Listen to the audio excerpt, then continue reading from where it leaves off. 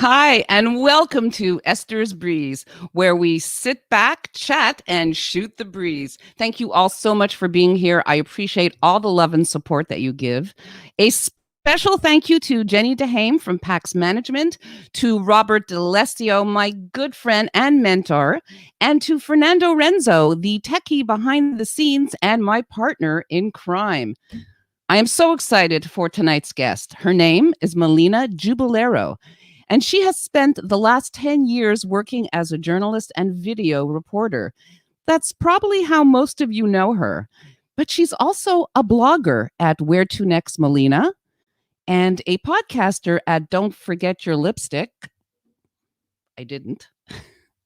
And she is a confidence video coach. And all that, and she's only 29 years old. Now, what is a video confidence coach and what's her podcast all about? Well, we have two small clips to show you. Everyone's become a master chef, a master baker on social media, right? Everyone's trying to make a couple of extra dollars online. But the problem here is all you're doing is showing me those cookies. You're just showing me pictures of cookies, and it's no longer interesting on social media because no one cares about your cookies. No one cares. But I challenge you, if you were to do a video, do a live, and explain to me why you make these cookies, aha, now you've piqued my curiosity. Here's what you need to do to feel more confident on camera. Step one, you're gonna wanna speak really, really loud. Trust me, almost like you're yelling. We want to hear you speak. Step two, stand up. Posture is power, and standing up will help you come off as more authoritative, giving you the confidence you need to say what you want to say. And step three, talk with your hands. It makes you seem more energetic and more charismatic. Follow for more tips. Oh, I love it. And I do talk with my hands. Let's bring her on, Melina. Hey. Hello. Thank you so much for being here. I'm so happy to be here. Thank you so much, Esther. Oh, my pleasure. And you know, I did a little video before you came on, and I was trying to use all your techniques. I hope that you saw it. I hope I passed. I hope I did okay. You did. Your hair, the makeup, the lipstick. I was like, yes. Yes. I wore lipstick for you. And by the way, hair and makeup is by Gal on the Go. So I'm just going to plug her because she's amazing. Hey, thank you, Bobby. So let's just get right to it. Yes. You graduated in 2014 with a BA in journalism from Concordia. Mm-hmm. And right after that, you got your dream job. I think you worked for up until 2018. And then you just decided one morning that, no, I can't do this anymore. And you just left and decided to travel the world. So how did that happen and why? Yeah, so I think I like to say that I just got everything too quickly. Which is weird because we work so hard, right? I served coffee to so many people for free for so long that I finally got my shot, right? I got the dream job working in television, doing TV, reporting, local news, sharing people's stories every single day. And, I woke up one day and I said, is that all? This is it? I got it? I did everything? No, I don't want it. No, I'm done. And so that's why I like to say, when I think back now, I mean, when I was 26, I was like, no, I'm going to quit. But when I think back, I question why I, dropped everything and I decided to travel, which is what everyone does. No, it's not what everyone does. But, we watch a lot of those movies, right? Eat, Pray, Love, and all these, traveling movies. Yes. And we're like, oh, I'm going to pick up my stuff and go. And that's kind of what I did. I picked up my stuff. And so why I can't say, but I really do think it's because I had everything.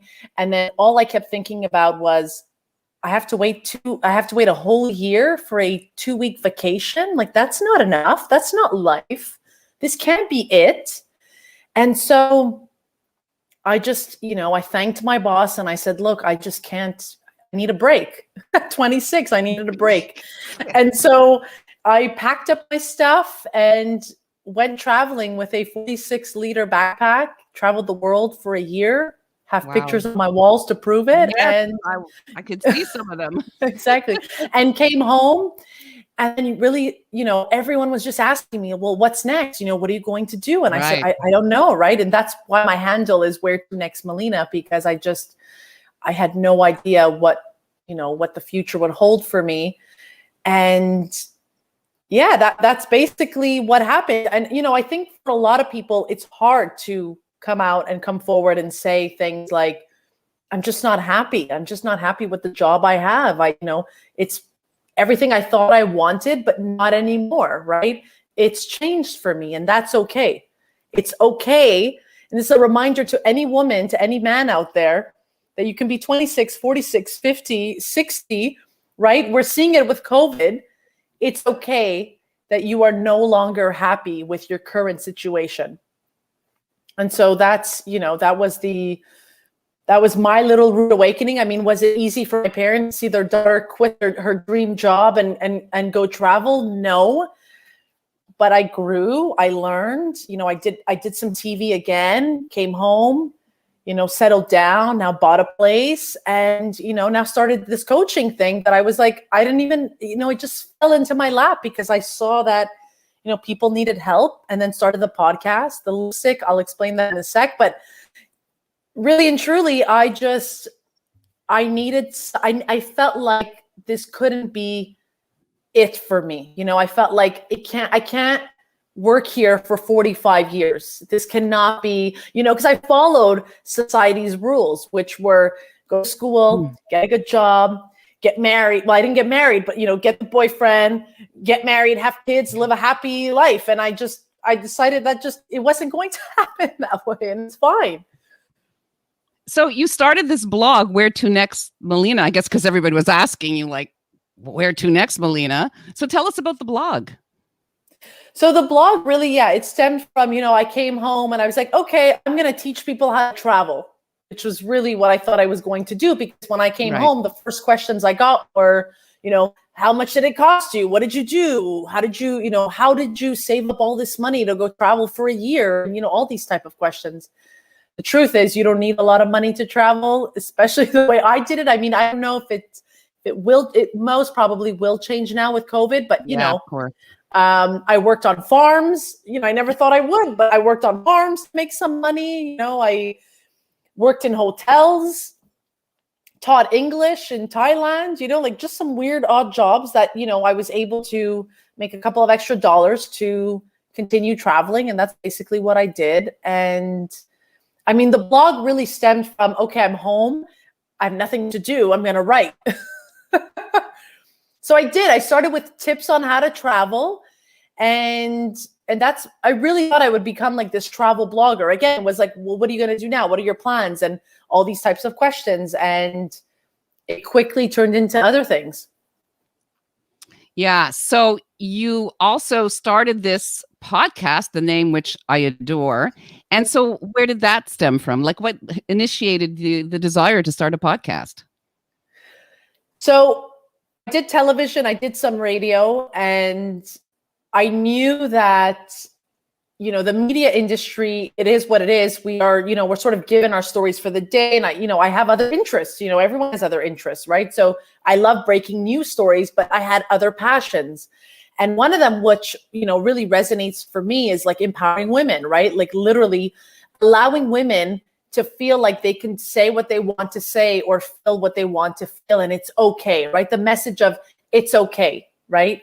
It's okay that you hate your job at 24. It's okay that you don't want kids by 30. All of this is okay, right?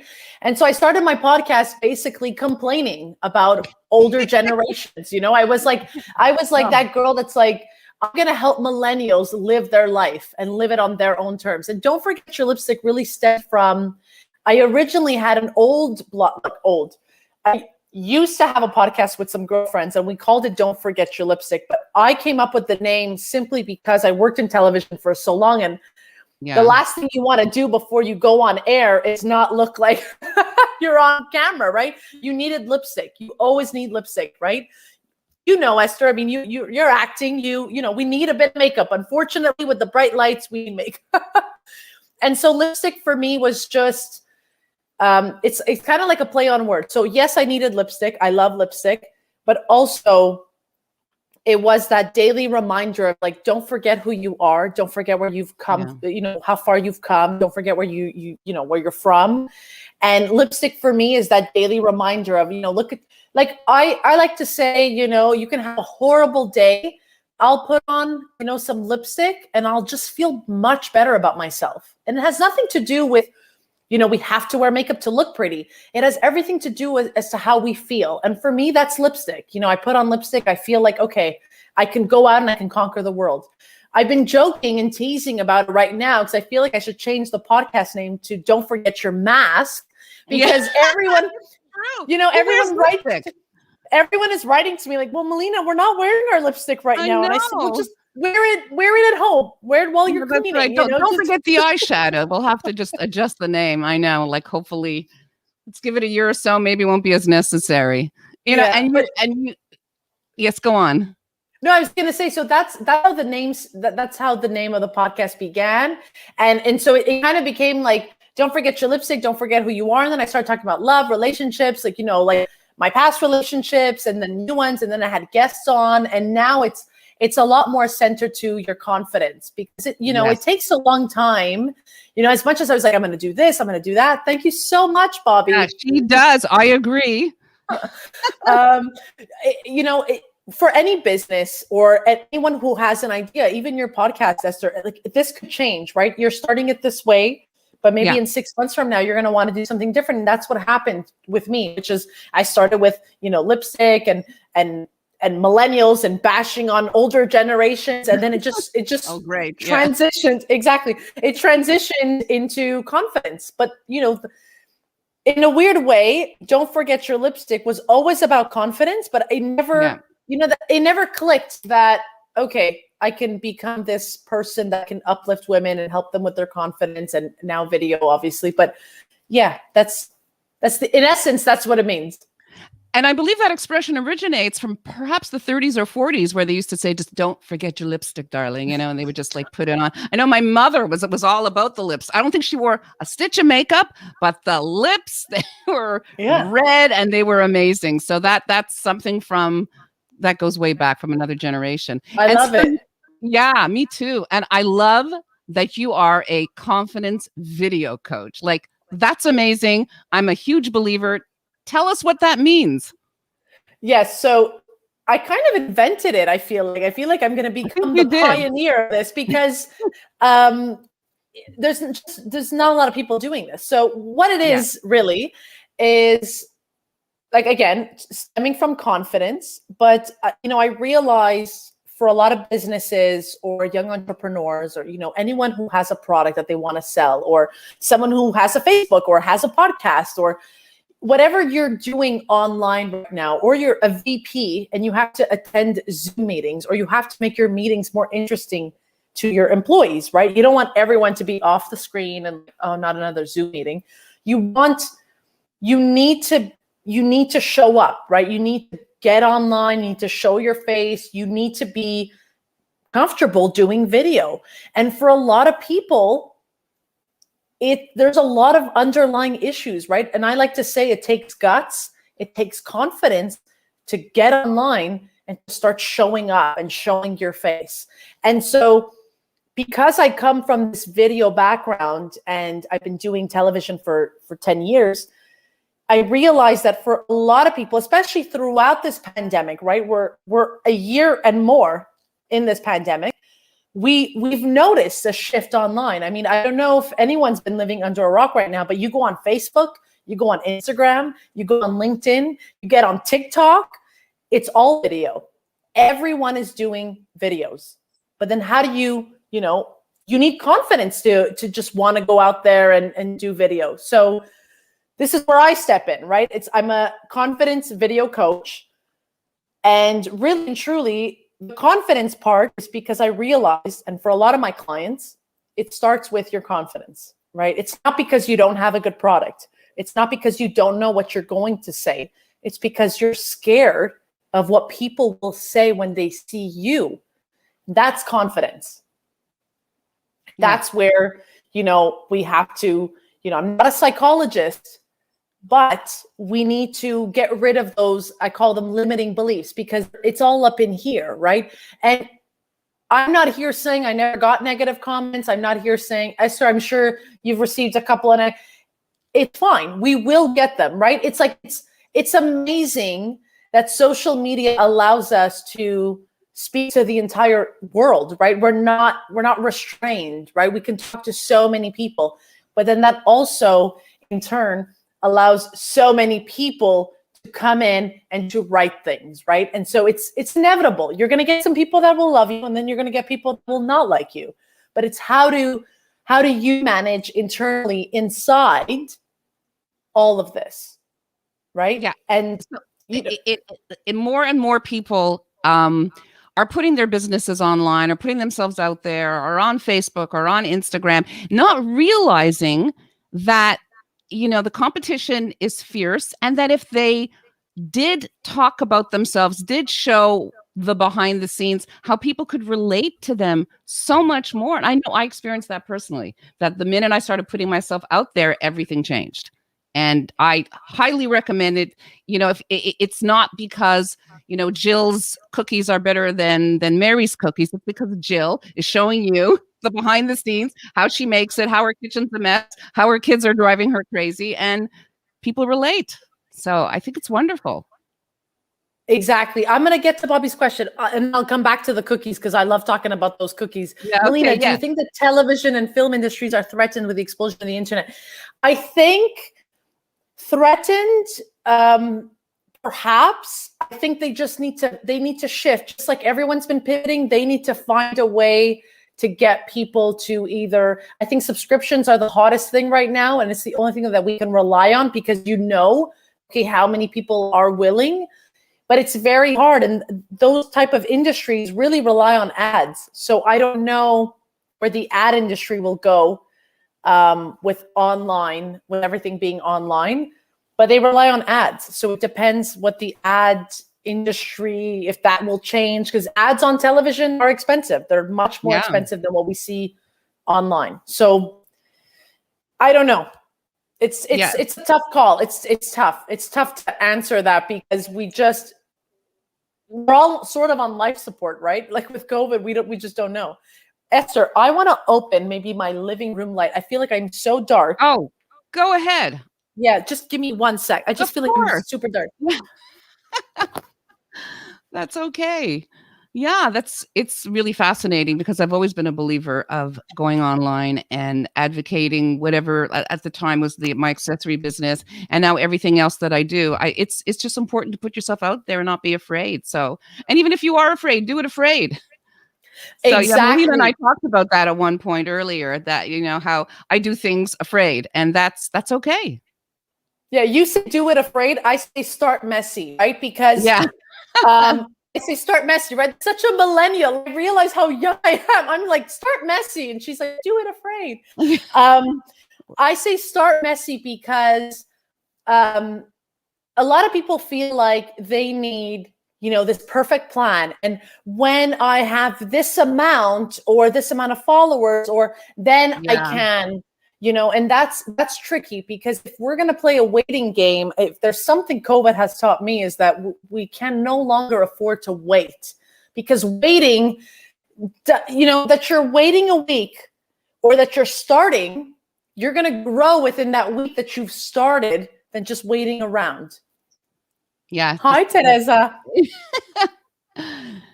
Yeah. She's an actress as well, right? Yes. Teresa's yes. an actress. So Yeah. Yeah. She's Esther, watching. I want to go. Yeah, I want to get back to those cookies, because of course, cookies. I love talking about cookies. We saw it in the intro as well, because that's one of my podcast episodes, right, where I talk about. And I'm sure a lot of people will relate. I have seen so many people turn into master chefs and master bakers online. Right, everyone's selling cookies, muffins, candles. Everyone's selling a product right now, right? And if it's not a product, it's a service. So if we talk about trainers, right? Gym trainers we're all stuck at home. Gyms are closed in Montreal. Well, Some want to start offering their services online. So how do you do that? And how do you differentiate yourself from other people, right? Like you said, right? Everyone's baking, everyone's cooking.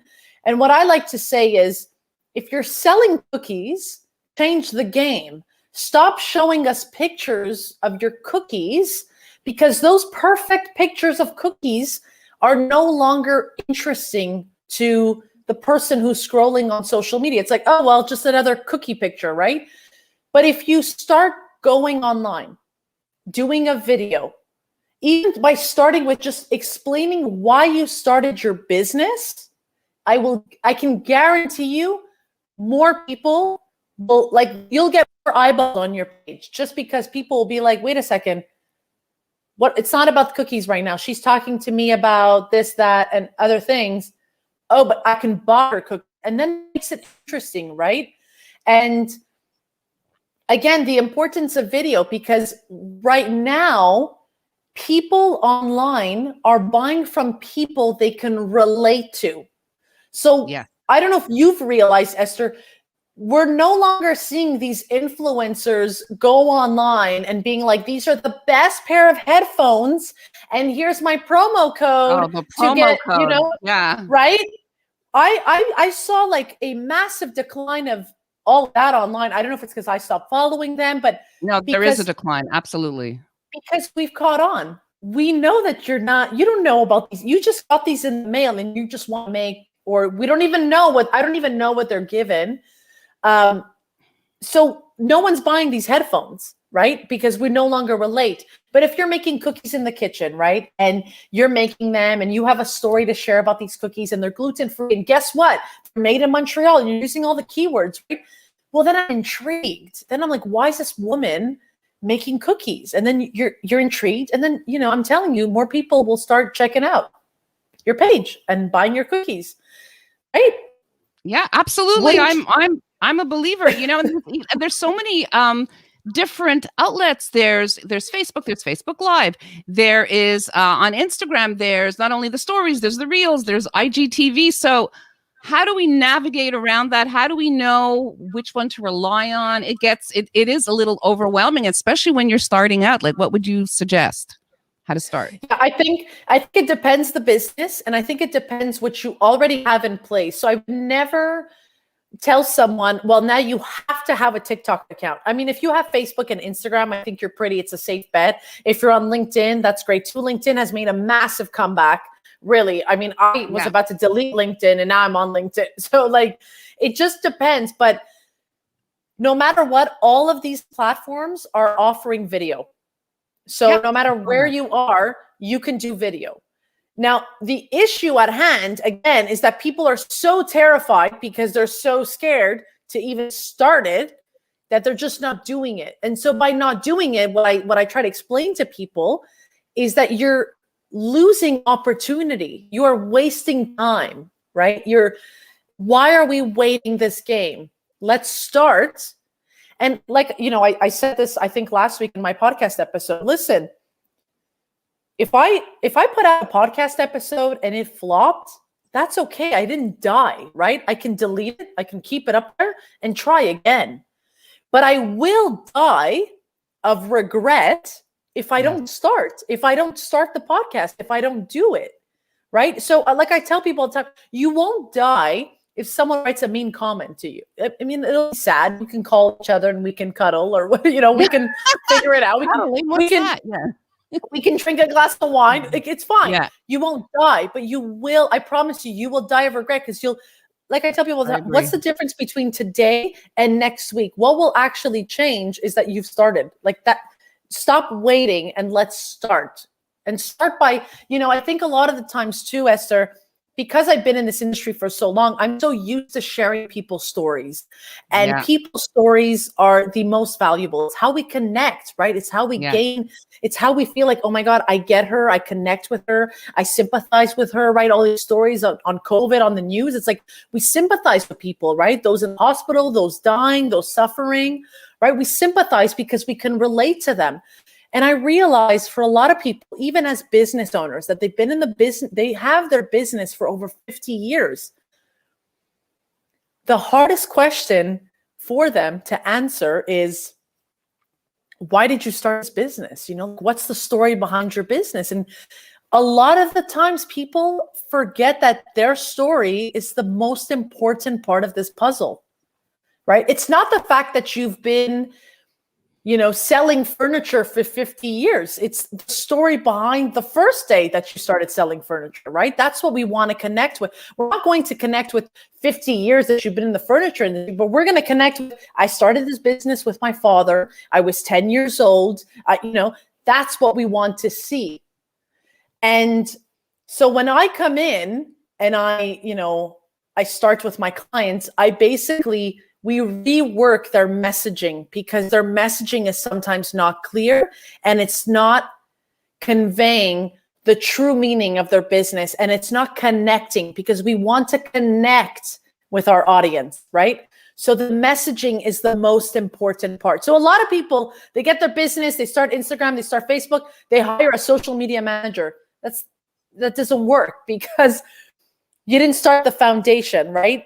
We can get someone to do your hashtags. We can get someone to do all of that. But if your core elements, and, Esther, I'll tell you one of the other things, I ask businesses, why are you on Facebook? Oh, because I have to be. That's the wrong answer, right? You don't have to be on Facebook. That's a good point. It's good to start something new. For example, I started my own show. Congrats, Michael. Yeah, he's actually from the UK, so he's up late. Congrats, Michael. Thank you so much for joining us. Yeah, he's great. But it's true. You have to start something new. And if that's, like I like to say, if this pandemic has not taught you that life, like everything is so brittle and we could lose stuff, from one day to the next. I mean, start now, because we don't even know what will happen tomorrow, really and truly. Yeah, I agree 100%. And so your interest in journalism and broadcasting, where did that stem from? How did you get into it? Like, we're all curious. And of course, all that experience and knowledge has helped you become who you are today. So it's part of your evolution. So tell us about that. So I believe it stems from my first travel experiences with my family, when we used to travel as a family. We'd go to Mexico and whatnot.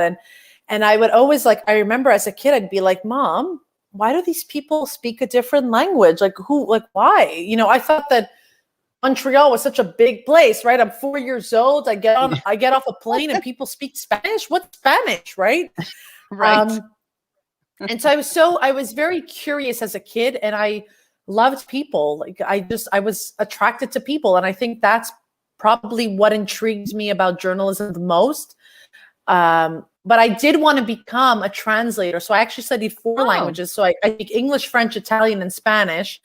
And then did 1 year of Mandarin. And then that flopped, because I was just like, I don't think I could continue. But I did 1 year of Mandarin.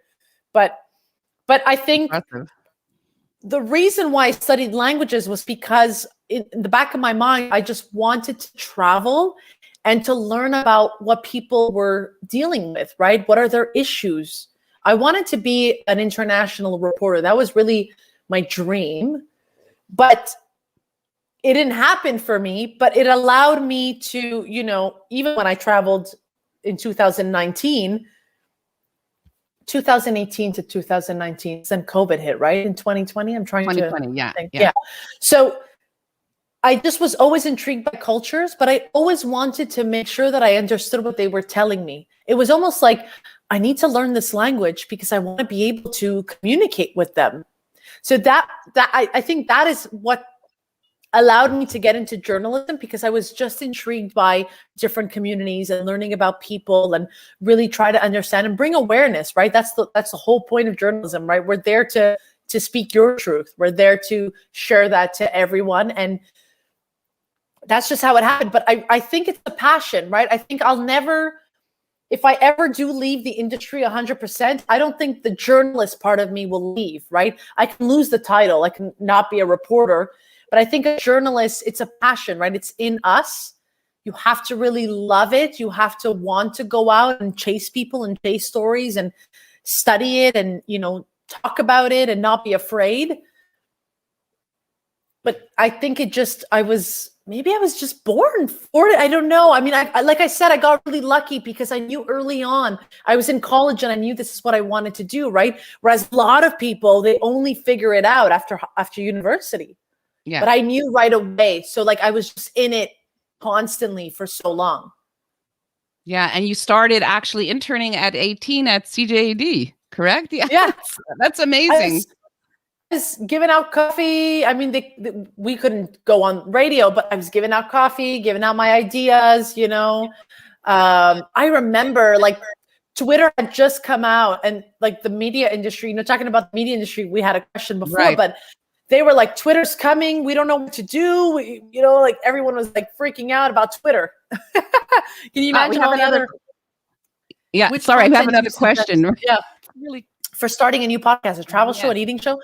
Honestly, it's got to be something that you can talk about for 30 minutes, at least 30 minutes where you are comfortable. And don't forget, if you're doing a weekly or bi-weekly, you need to make sure you have enough content. So I'm not going to come out here and say you should do a travel show if you're not traveling, if you're not interested.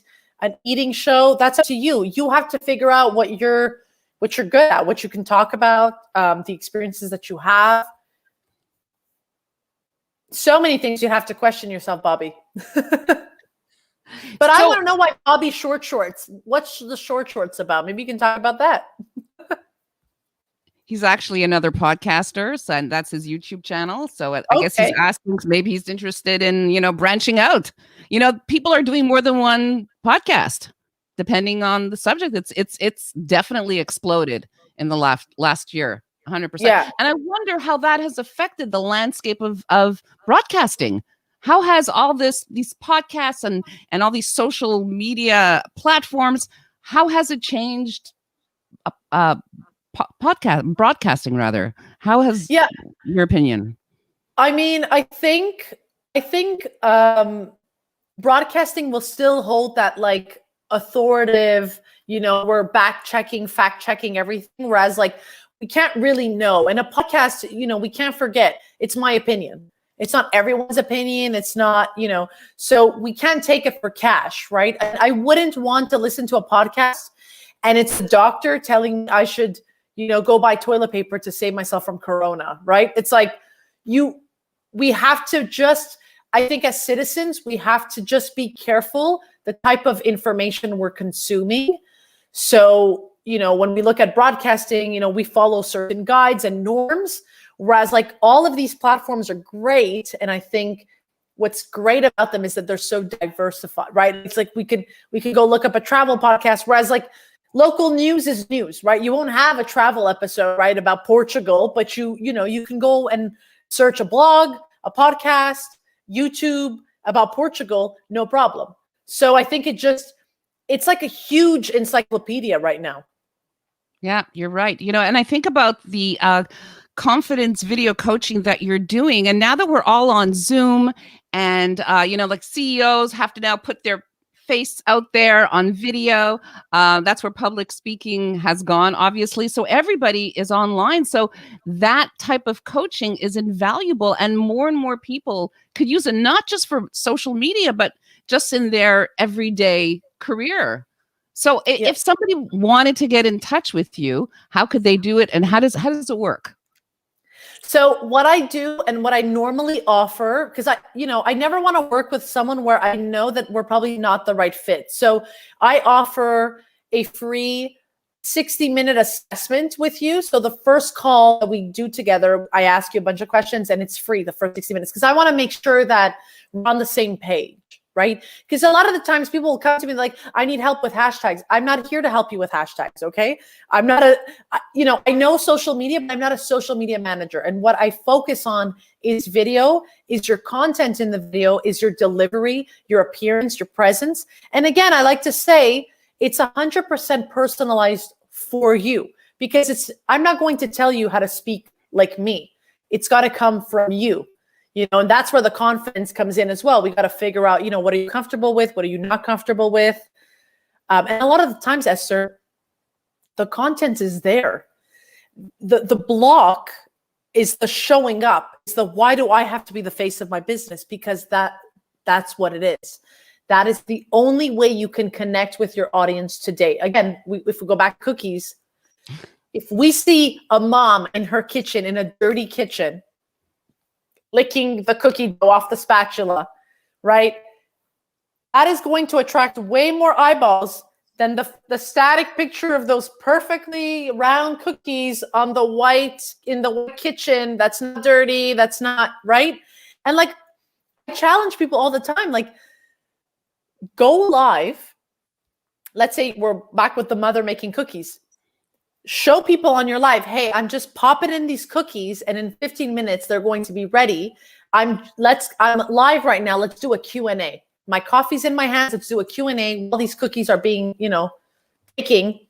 I'm going to answer your questions. You are going to get way more people eyeballing your page and feeling like, oh my God, I'm a part of her community, than just showing me pictures of cookies, right? Because then now you have Esther who commented, hey, Melina, why are your cookies gluten-free? And then, right, the mom will start explaining her story. And then Esther's there like, oh my God, she answered my question. Oh my God, I love her thing.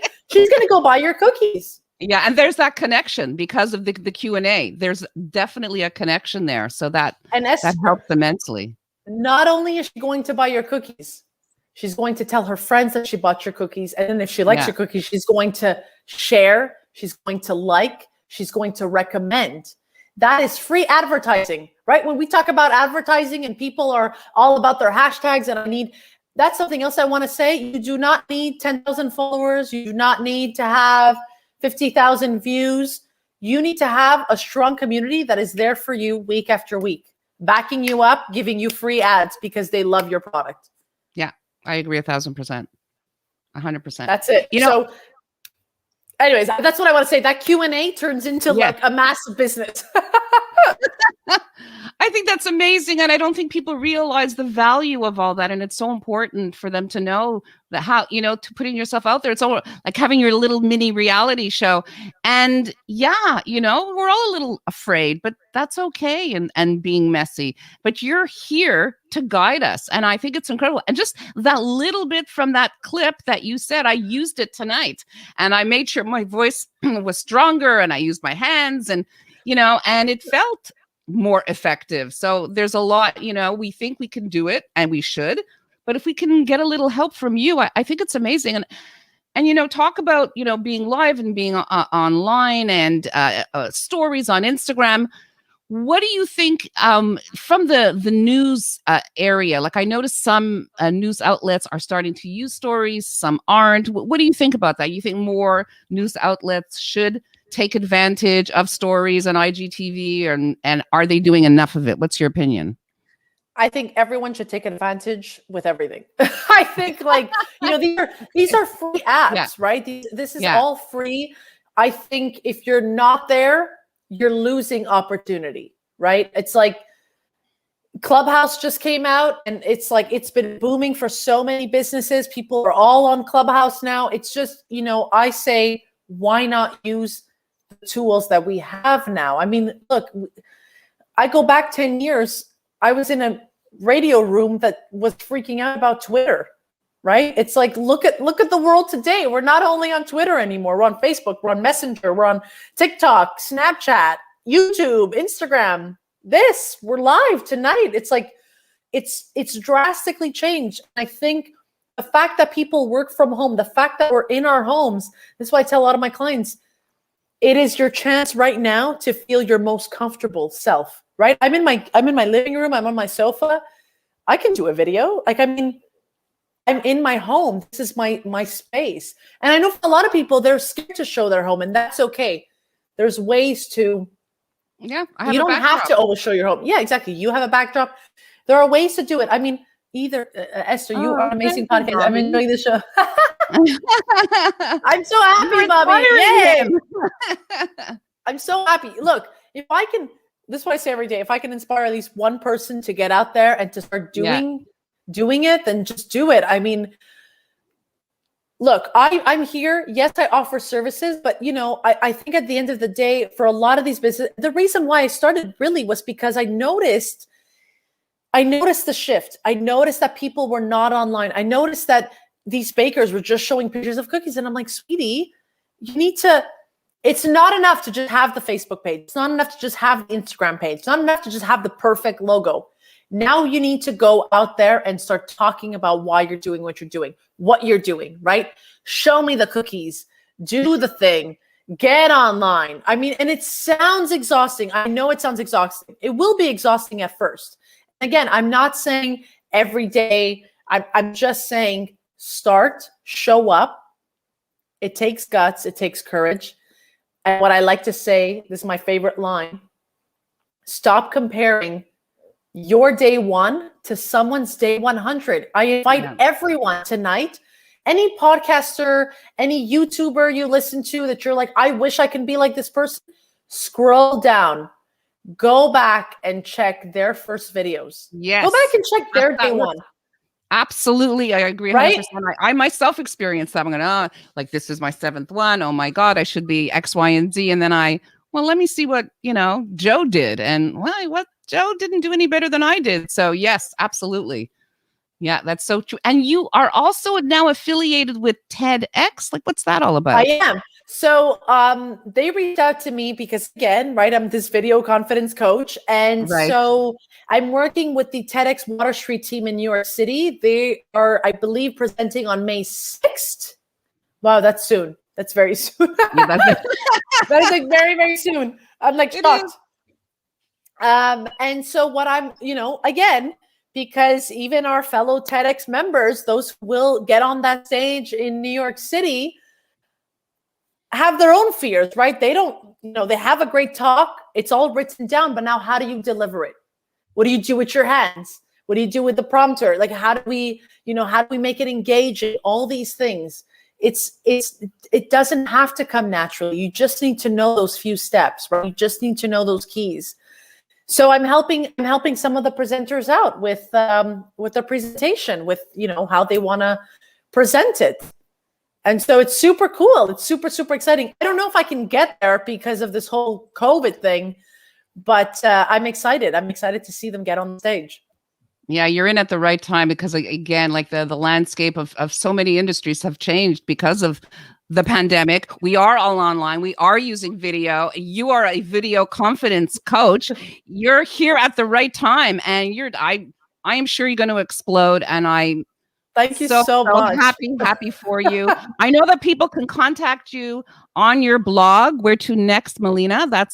I know you also have a section there for coaching. They could fill out. You give that free consultation, which is amazing. I may use it. I think I offer free consultation, and then we decide how we want to work. But again, everything is always 100% personalized because again, you may have something or you may not have a product. I'll give you an example of one of my clients this week. She literally had a breakthrough. So she had lost her job, right? COVID. She was in the retail fashion industry, lost her job, lacked confidence, had her own personal social pages. But she felt like, I want to talk about this, I want to do this, but I won't be good enough, right? And so it takes time, but we took some time to really get rid of those negative beliefs.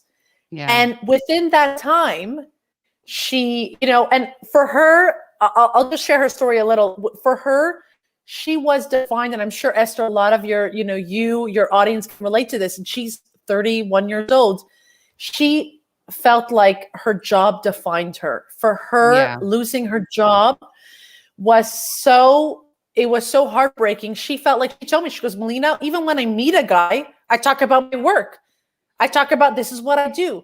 So who am I, right? It was almost like self-discovery. Like, what else can I offer? And I'll tell you a simple trick we did together, which was, you're going to take out your CV, and I want to see it. And each line or each job that you've done, I want you to explain to me exactly what you learned. So don't tell me what you do. Tell me what you learned, right? That's experience. That's something no one has learned. So she was a foot buyer. Okay. She's going to laugh if she watches this. She knows what it takes to make the perfect heel, a shoe, for a woman. Right. The buckle, because she would help these companies create the shoe. The leather, the heel, the thickness, the buckle, everything. It's a lot of knowledge right there. But this is what you need to sell. So don't just say you're a foot buyer. That's boring. Right? It's like, and so now, well, I'm happy to say she now got a job, but it took those weeks to really tap into why does she only think that this is who she is, right? And now she started a podcast. And it has nothing to do with foot or fashion, but everything else that she loved doing on the side. But she never thought, well, why would people follow me? And I said, because it's you. It's not because, right? And so again, it's interesting because I say I'm a video confidence coach. I'm not a psychologist, but we need to take that time because for a lot of people, even though you don't have a product yet, I guarantee you will figure something out. You will find a niche. You will find something that you're able to talk to on a podcast for 30 minutes. You'll figure it out. But we have to get there, but you'll figure it out.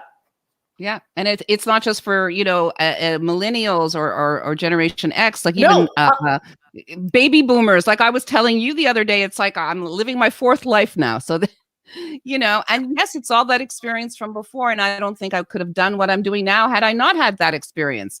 So maybe this was my time and maybe this is your client's time at 31. It's different for everyone. And everything we've done in life is an experience and helps us to the next level. So yeah, we take it for granted. Look, I'll tell you, I have a nurse. She reached out to me and she was like, well, what I'm doing is I'm helping nurses who are getting into the academy. I'm guaranteeing them a spot. So she has now, she's a nurse in the ICU right now, COVID, she's super busy, but she is helping nurses who are trying to get in. But what I'm trying to say is you don't need to have a business. You don't even need to have cookies. You don't need to have a product, but you have something that people need help with, right? It's like, it's a service. And so now she's creating videos, right? And it's these little things. Like I've told her, go into the ward, film yourself putting on your COVID gear. That's a reel. That's 15 seconds. Show us what it's like, right? How much, that's way more intriguing, right? That is way more than your typical nurse who's taking pictures with her kids on Instagram. No one cares. Wow, the power of video, the power of the visuals. It is mind-boggling. I love it. It's amazing. Thank you so much for all this information. These are two clients. These are two clients that don't have products. They don't have a tangible. This is not buy this product. You absolutely need it. It's service. It's, hi, I am back. Hi, Michael. Oh. He must have been gone for a short time and now he's back. Oh, that's so wonderful. I love everything that you spoke about today. It really opened up a lot of interesting ideas and for people watching as well that they hadn't realized or taken for granted. So yeah, visuals are important. Having the confidence to be online and talk about yourself or talk about your product or just talk, and we need that connection more and more. Going live, for instance, that Q&A, that, it's so important. And I think that will not go away, regardless of what we're going through now. That will not go away. I think people have come to appreciate and accept that there's a lot of online learning, there's a lot of online business, and we just, let's make the best of it and learn to use it properly. And what really, really will not go away, especially now with the pandemic, is that sense of community. We've been forced to be home. We've been forced to be secluded from our loved ones. So that sense of community, that sense, oh my God, I get this girl. Oh my God, I get this guy. Oh my God. We are dreaming about that. So take advantage right now, and not advantage. Like, I don't believe any one of my clients, my eyes are open now. Thanks so much, Melina. Thank you, Bobby. You have a convert. Yeah. I mean, look, I'm not here saying you can sell BS to someone. I really believe that you have a product that works. The only way that you can get more people excited about it is that sense of community, that sense of, oh my God, I get her. I mean, if your product is a flop, they'll buy it, they'll connect with you, but then they won't come back. I mean, we're talking about products that work, right? Products that people want, that they'll keep coming back for, right? The candles, like those cookies, right? But that sense of community, that will not go away. It cannot go away, because now that's what we're holding on to. That's exactly what we're holding on to. Yeah, 100%. So I have one more question before we go, and this has been amazing. So where to next, Melina? I know. I bet you knew that was coming. No, but you know what? It's like, I can't even change the handle anymore, because it's, I feel like, and I've talked about this a bit at one point with a friend. I said, you know, I don't want to change my handle. I want to continue writing about that. I don't know where I'm going, but you know what? It takes confidence to say out loud that I don't know what's coming. But I'm allowing myself to just get excited and be surprised. That's exactly how it should be. Thank you so much for being here. Yeah, I think we're going to have you back. We have so much more to talk about. I know. Yay. I'm excited. I'll come back anytime. Oh, I would love it. I would love it. We will be back on May 6th. So we're taking next week off, and we'll be back on the 6th. And starting in May, we're going to be on Thursdays. So that'll be interesting. Yeah, it is. It is. So it's okay. You spice it up. You need it. Yeah, of course. Absolutely. So you'll stay for the after party, and we're going to say good night. And thank you for joining us this evening. Thank you, everyone. Bye.